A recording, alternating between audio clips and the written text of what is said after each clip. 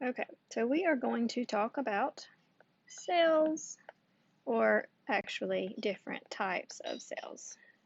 Okay, so there are two main types of cells that we're going to get into in just a minute. So that's what your warm-ups are supposed to be kind of getting you toward.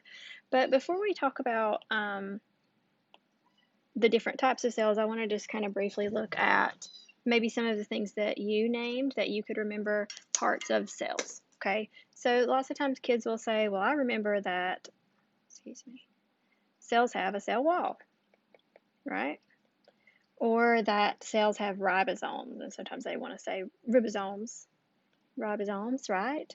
That they have those powerhouse of the cell, mitochondria, right? Maybe students will remember these other words, chloroplasts, right? They might remember flagella or DNA, that cells have DNA. They might remember things like animal cell, plant cell, right? Things that you know about cells.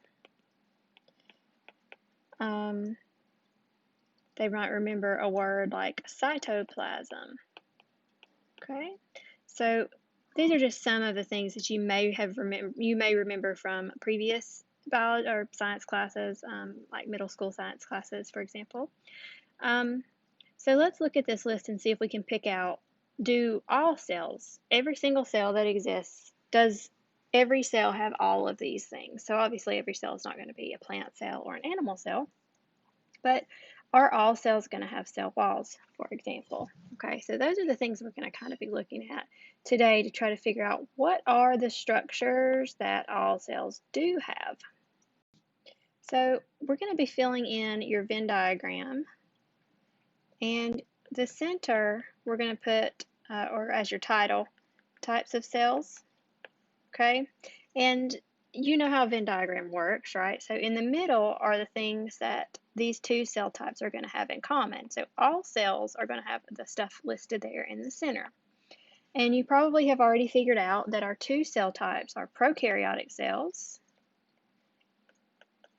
and eukaryotic cells. So prokaryotic cells are found in prokaryotes. So if you are a prokaryote, you have prokaryotic cells. If you are a eukaryote, then you have eukaryotic cells. And spoiler alert, you are a eukaryote. Okay, I'm going to erase that in a minute. So here are some examples of some different cells, and what I like to do is ask my students to tell me, look at these pictures and tell me anything that you recognize that you see that is familiar in any of these cells, and if you can pick out like what kind of cells maybe that these are, and then figure out what they have in common. So lots of times kids will say that they recognize a nucleus in a cell, and so I'll ask them, well, can you put your finger on it?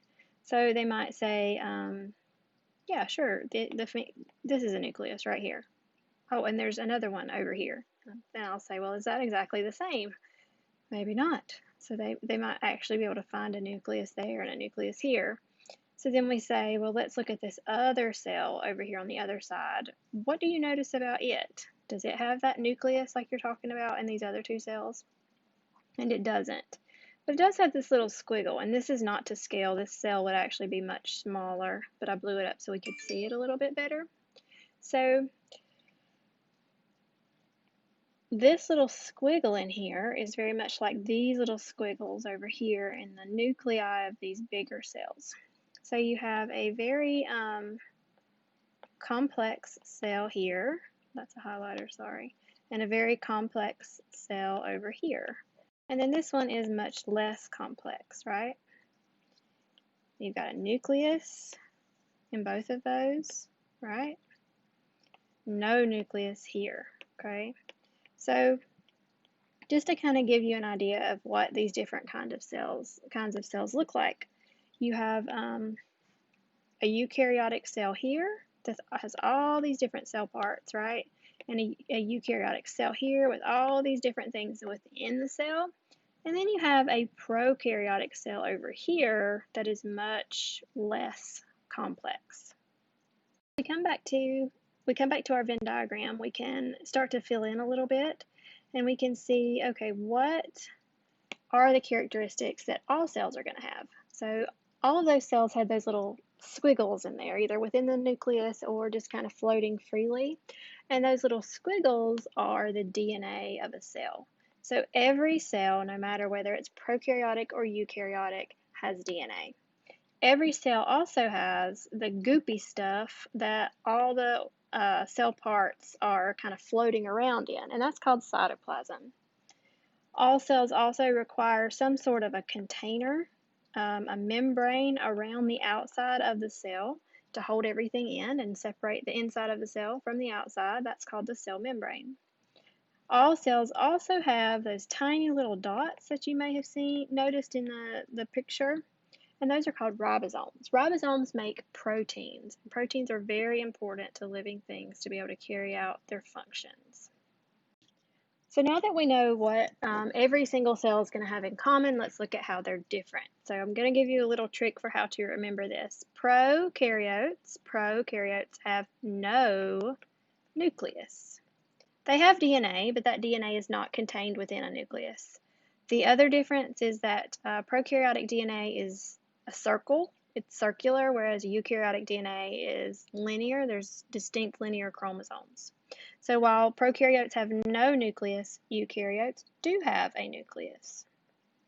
The other thing is that, like we said, eukaryotic cells are much more complex. They have lots of different cell parts. Well, those cell parts are called organelles, okay, organelles. And prokaryotes have no organelles that are bound by a separate membrane. So each of those little organelles has its own little separate container or little like layer on the outside of it, and that's a type of membrane. So prokaryotes also have no, we're going to call these membrane-bound organelles, okay? No membrane-bound organelles. Now they do have ribosomes, which are a type of cell part, a little tiny organelle that does not have a membrane around it. So guess what eukaryotes have? They have membrane-bound organelles. Their organelles are bound by a membrane. Okay, membrane-bound organelles. Prokaryotic cells are, let's put some little dashes or stars or something up here so we can separate these, are very small. Compared to eukaryotes, they're very small. And eukaryotes the cells themselves are larger. And also, because eukaryotes can live as multicellular organisms, those organisms can also be much larger. So, some eukaryotes are unicellular. Others are multicellular. So some eukaryotes, like yeast, for example, that is a unicellular eukaryote, but all prokaryotes are unicellular because all prokaryotes are bacteria. So our only example for prokaryotes are bacteria. Bacteria are the only prokaryotes. So prokaryote and bacteria are kind of interchangeable terms.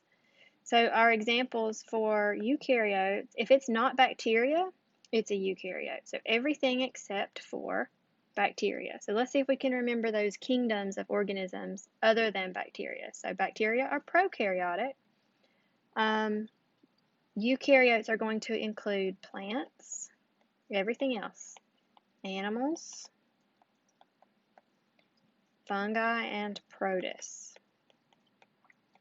All of those are eukaryotes. So here's what you need to remember, or a way for you to remember these. You're going to remember no nucleus, so you can do EU or U, nu for nucleus, because you are a eukaryote and you have a nucleus in every one of your cells.